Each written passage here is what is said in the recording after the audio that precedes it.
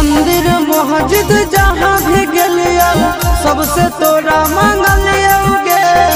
तोरा हम हंसलियो हरदम अपने भले कानलियोगे।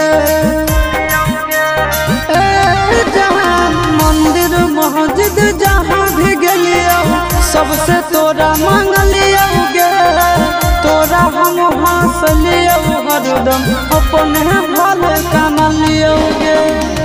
तोर किस्मत खुलतौ, तोर किस्मत खुलतौ, जरतौ हमर भगिया गे। बसवे के डोलिया जानू